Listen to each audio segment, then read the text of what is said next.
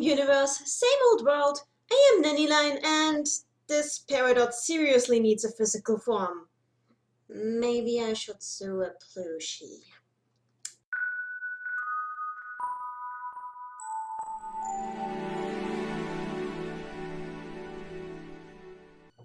So, just to make it clear, I'm an impatient dumbass and went ahead watching all 3 of the episodes that premiered early on Cartoon Network France last week for reasons incomprehensible to me.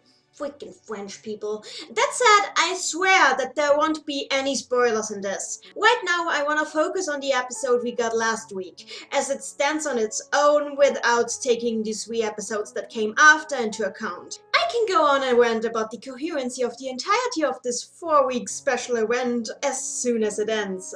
That said, it's a Lapis Lazuli episode. Rejoice, fandom, rejoice!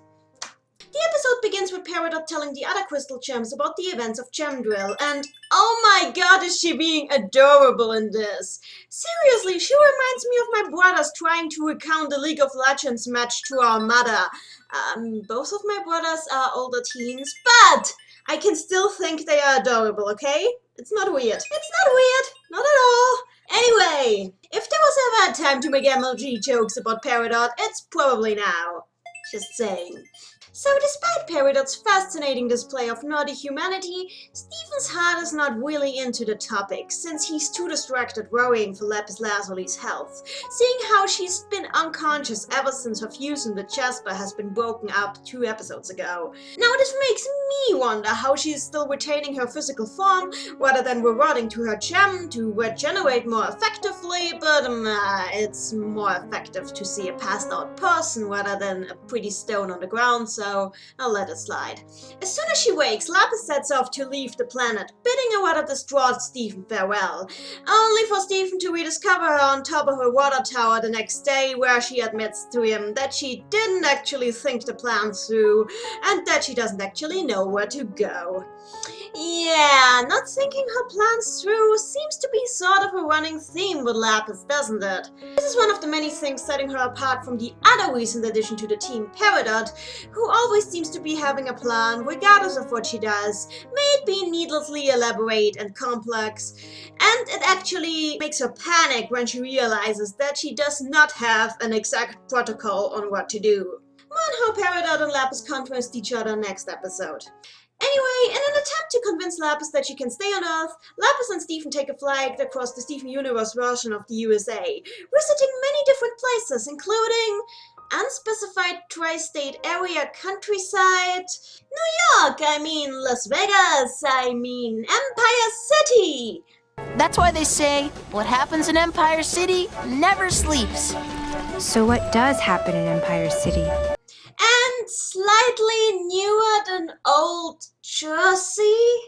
You'd like it in Jersey. The people here seem to hate the Earth too. Sick burn there, Stephen. Stephen's enthusiasm and descriptions actually managed to kindle a fascination for the planet in Lapis's heart, making her a little more open to staying. That is, until Stephen and Lapis stumble across the galaxy warp, giving Lapis a Nam flashback that almost causes her to drop Stephen to his watery death. By the way, what is it with these gems almost dropping Stephen off high places? The only ones who haven't done that so far are Garnet and Peridot, for crying out loud. And that's when Peridot is the only one who's actually been trying to kill him in the past.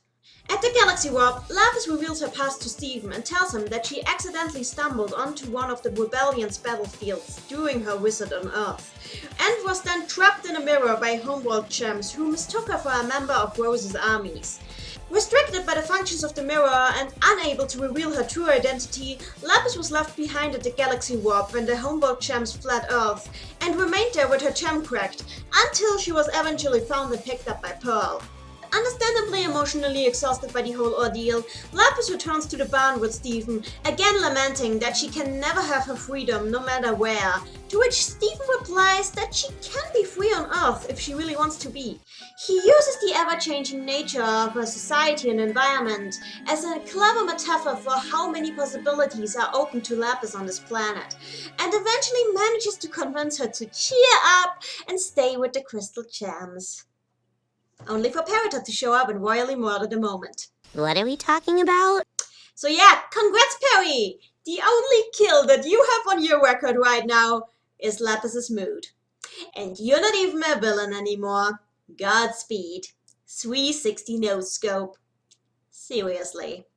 So this episode is pretty interesting. It's the first time we actually get to see Stephen interact with Lapis in a calm environment and situation ever since she was still trapped inside the mirror. So in many ways, this is the first time we actually get to see her personality shine.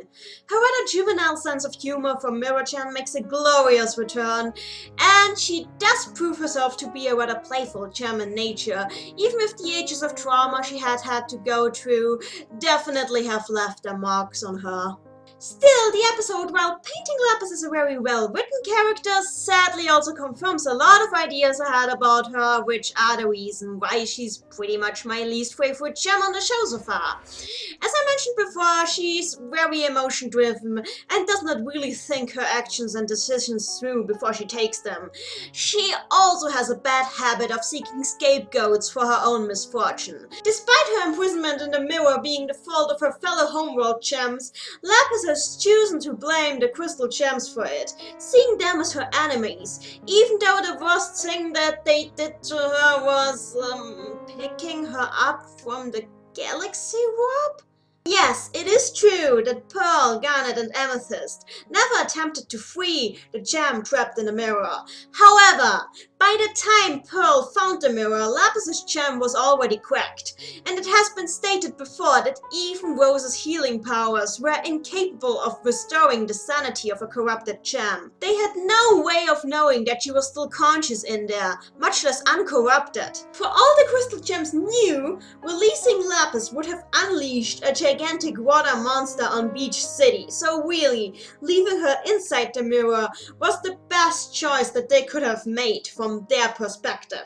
And if Lapis really wanted the crystal gems to release her, then why didn't she ever attempt to communicate with them like she did with Stephen? If she really wanted, she could have just tricked them into thinking that she was a survivor of Rose's army. As I see it, Lapis let her biases get the better of her, needlessly prolonging her own suffering in the process. Even if the strong, grudge-holding character trait of hers makes her a very organic character, it also makes her a character that I personally cannot really identify with all that much. So yeah, I love her character design, but she's not one of my favorites. Despite this, I really enjoyed this episode. It was a calm, relaxing affair that showed once again that the show's strengths really lie in how it builds character interactions and portrays relationships, with Stephen's and Lapis's friendship really seeming very natural and innocent. It was also a nice opportunity to show off some of the Steven Universe version of Earth geography, and I really loved seeing the Q-Universe take on various locations in their own country, even if I wish that they'd maybe visited a little bit more than just the US, given how big Stephen was talking about seeing the world. Then again, maybe Steven Universe is actually set in the Hunger Games universe and the USA are all that still exists or something. Oh well. The comedy in this episode was pretty good too. I admit, I laughed out loud at the New Jersey joke, and the animation on Lapis is, as always, beautiful. The way her flashback was portrayed was powerful and really did leave a strong impact, even if I still have no idea how in the world her water wings are even supposed to work. And then, there's the ending. The ending.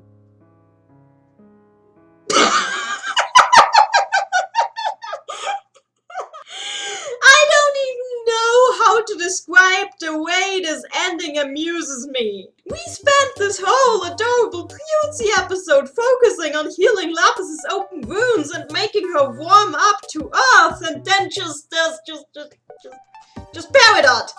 Just Peridot. Hey Laps, homie, whoa, what's up? No hard feelings about the whole interrogating you like a war criminal thing, right? I love Peridot. I love the fact of how used she's gotten to the thought of living on Earth by now. I love how she's just decided to make the barn her house because she made a giant ass hole in it. But seriously, that moment. Just that moment. So yeah, great episode. Can't say that I'm looking forward to the next one, cause I've already seen it. but I'm definitely looking forward to talking about it as soon as possible. And I mean soon. I won't wait another week. I promise. This is a promise. So yeah, that's it from me for now.